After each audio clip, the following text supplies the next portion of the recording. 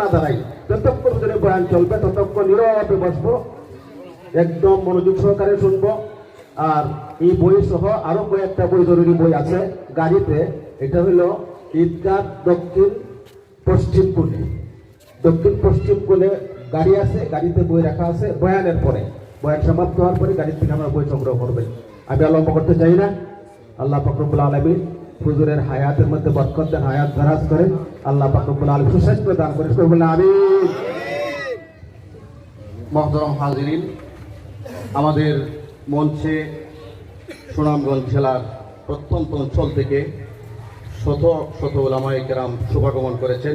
সর্বজন শ্রদ্ধেয় হিসাবে আমরা জাওয়া বাজার মাদ্রাসার স্বনামধন্য মুহতামিম এবং শাইখুল হাদিস হযরত মাওলানা মুফতি আব্দুস সুবহান সাহেব হাফিজাহুল্লাহকে আজকের এই